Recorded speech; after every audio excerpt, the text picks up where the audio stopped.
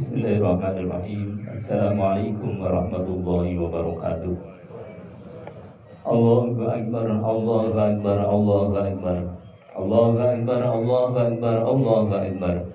Allahu Akbar, Allahu Akbar, Allahu Akbar. Kabira walhamdulillahi katsira. Wa subhanallahi bukratan wa asila. La ilaha illallah wahdah.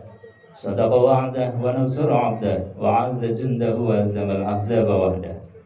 La ilaha illallah wa la na'budu illa iyyah mukhlishina lahuddin walau karihal kafirun.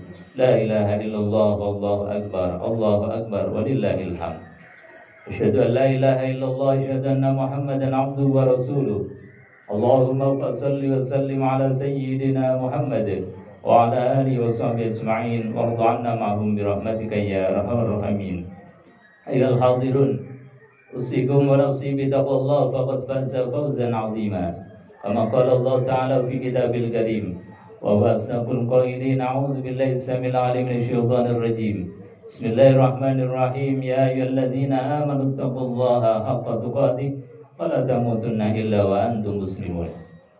Hadirin jemaah sidang salat Idul Fitri rahimakumullah. Di awal khutbah ini khatib senantiasa berwasiat kepada diri dan jemaah sekalian untuk senantiasa meningkatkan kualitas iman takwa kita kepada Allah dalam makna dan arti yang sebenar-benarnya, yaitu imtitsalul awamir wa ijtinabun nawahi, menjalankan yang diperintahkan Allah dan menjauhi apa yang dilarang oleh Allah Subhanahu wa taala. Maka ketika sebulan penuh kita telah melaksanakan kewajiban puasa kita, malam harinya dengan qiyamul lail, dan ditutup Ramadan ini dengan kita pagi hari ini di suasana yang cerah, di suasana yang ceria ini, kita dikumpulkan oleh Allah untuk melaksanakan salat Idul Fitri. Mudah-mudahan hati kita yang telah diisi dengan iman dan takwa, kita sanggup menjaganya sampai akhir hayat kita, sehingga kita diwafatkan dalam keadaan husnul khatimah. Amin ya rabbal alamin. Hadirin jemaah yang dimuliakan Allah, di ujung Ramadan Allah perintahkan kepada kita, walitukabbirullaha ala ma hadakum wa la'allakum tashkurun. Ketika kita telah tunduk taat kepada Allah Subhanahu wa taala, maka kita diperintahkan oleh Allah walitukabbirullah, untuk mengagungkan asma Allah Subhanahu wa taala. Maknanya apa? Bahwa pagi hari ini bukan hanya sekedar kita rukuk dan sujud, bukan hanya kita meneruskan sunnah baginda Rasulullah SAW, tapi pagi hari ini kita diterapi oleh syariat, kita diterapi oleh sunnah Rasulullah SAW. Apa terapinya? Terapi hanya membesarkan asma Allah, menghilangkan sifat-sifat keakuan kita. Kita telah dididik di Ramadan, jangan kemudian ketika kita diberikan ilmu merasa pintar sendiri, diberikan harta merasa paling kaya sendiri, dititipi amanah jabatan kemudian sewenang-wenang terhadap orang lain. Ini adalah penyakitnya manusia. Dan pagi hari ini setelah kita dicuci, setelah kita dididik di dalam kawah candra di muka Ramadan, maka akhir daripada Ramadan harus kita mengagungkan asma Allah Subhanahu wa ta'ala. Makanya kemudian kita bertakbir dimanapun, di rumah, di masjid, di musola, di jalan, kita bertakbir kepada Allah Subhanahu wa ta'ala. Allahu Akbar, Allahu Akbar, Allahu Akbar, walillahil hamd. Sekali dalam takbiran itu ada 5 takbir, baru kemudian kita bersyukur dengan walillahil hamd. Maknanya apa? Bahwasanya takbir mengagungkan asma Allah Subhanahu wa ta'ala, tidak ada yang besar kecuali Allah Subhanahu wa ta'ala. Kita gambarkan takbir pertama ketika disyariatkannya puasa, itu takbir yang sangat heroik. Bagaimana tidak heroik? Saat itu kaum muslimin, Rasulullah dan para sahabat baru saja memenangkan perang yang sangat spektakuler. Kenapa spektakuler? Karena peperangan saat itu dalam segi personil tidak imbang belas, tidak imbang sama sekali, 1:3 atau bahkan 1:4. Secara peralatan diterangkan di dalam hadis Rasulullah SAW, satu pedang itu bergiliran gantian untuk 10 sahabat. Kita tidak bisa bayangkan perang dengan cara pedangnya bergantian. Bukan hanya itu, logistik yang dimiliki oleh kaum muslimin ini bisa kita bayangkan. Satu kurma itu cukup untuk dihisap kemudian gantian dengan sahabat yang lain. Bukan dimakan tapi dihisap. Setelah mendapatkan manisnya madu dari kurma, kemudian bergantian dengan sahabat yang lain. Ada yang lebih miris lagi. Karena saat itu air pun sangat langka. Maka digambarkan di dalam hadis Rasulullah SAW, para sahabat hanya sekedar untuk membasahi kerongkongan itu nuwun sewu, kotoran onta yang masih basah itu kemudian diperas untuk hanya sekedar menyambung hidup untuk membasahi kerongkongan para sahabat. Hadirin jemaah yang dimuliakan Allah, rasanya kalau kita mengukur heroisme dari apa yang dilakukan oleh para sahabat dibandingkan dengan puasa Ramadan tahun kemarin atau tahun ini, kita tidak ada apa-apanya. Kita ketika berbuka semuanya ada.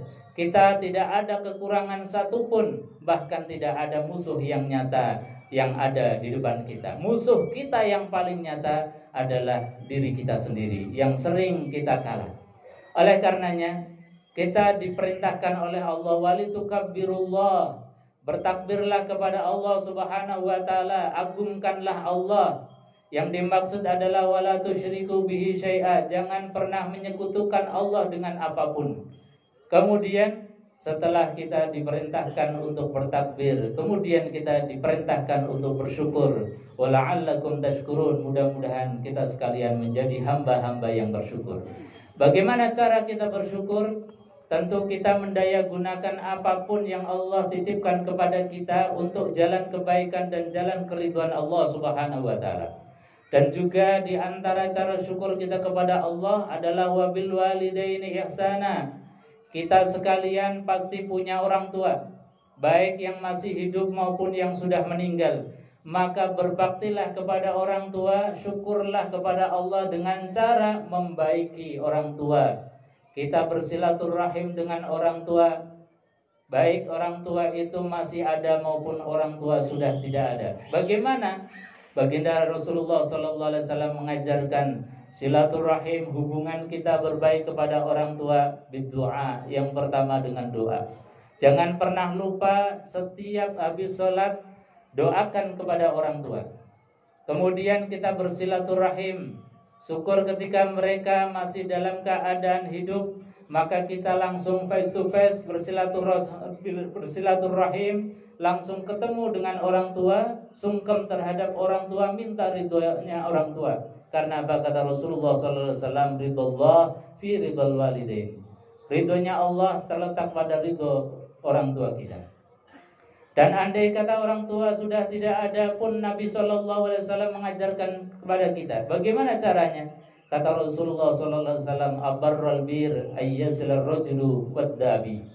Sebaik-baik kalian adalah orang yang menyambung tali silaturahim dengan siapapun yang pernah dekat dengan orang tua kita. Jangan ketika orang tua sudah tidak ada, jangankan ziarah ke makamnya, menengok saudara, berkunjung ke saudara, tetangga, teman-teman orang tua pun kita tidak. Maka kata Nabi SAW, di antara kebaikan di atas kebaikan, atau bahasanya Rasulullah, abarrul bir, sebaik-baiknya kebaikan. Apa itu? Ayyasilar rajulu waddabi, seorang yang menyambung tali silaturahim dengan kerabat, tetangga, temannya orang tua kita. Nah, ini mumpung Ramadan, mari kita sambung silaturahim dengan orang tua kita yang sudah tidak ada. Dengan cara apa? Mengunjungi saudaranya orang tua, mengunjungi tetangganya orang tua, mengunjungi teman-temannya orang tua. Sama kata Rasul, ketika kita mengunjungi saudara, tetangga, temannya orang tua, persis sama ketika kita bersilaturahim dengan orang tua semasa hidup.